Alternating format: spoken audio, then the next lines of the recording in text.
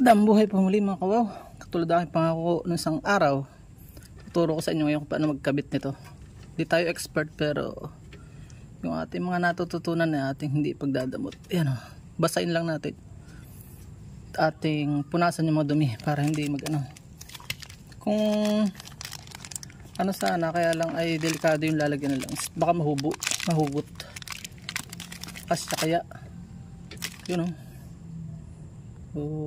Kickstarter, wala naman siyang tatak na, kaya okay lang siya. Ang sara ay yung maliit ang dito. Uy, sakto lang, magsinagad. Subukan natin, ikot lang yan, ikot. Kadami ang kamay ko. Tingin ko pwede rin ito sa barako. Problema pag hindi umikot, medyo masakit yan sa kamay. Delikado po kasi mga kawayan pagka hindi mo, pagka nadali ka, wala pa namang 100 yan eh. Medyo mahirap lang. Medyo lagyan natin ng konting force pag iniikot. Pwedeng magpahinga pag pagod na. Pagka na ganit ay di basahin natin. Ganyan. Para hindi tayo magkakalyo ay atin lagyan ng damit, tela. Sakit. Medyo may kasakitan, parang medyo naambon na. Maghuhugas pa ako ng motor. Maganda sigo.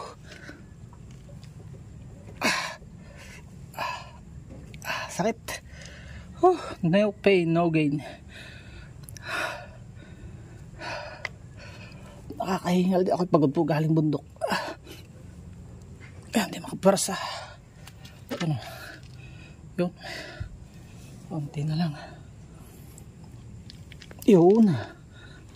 Ganda pala dito, medyo isang movement lang po. Huwag nyo ibabalik.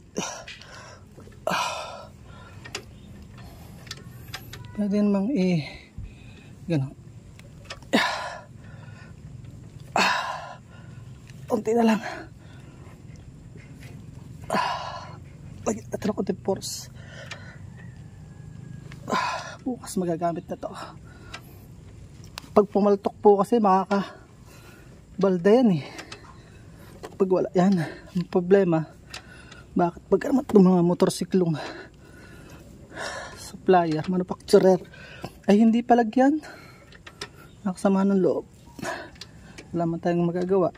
Talagang wala ho tayong halos mabiling all-in-one, nandun ang lahat yung gusto natin, or else magawa tayo ng atin.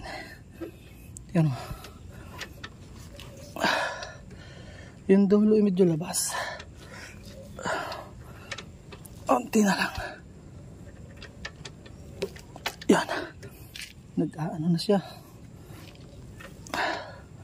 Kailangan maisagad.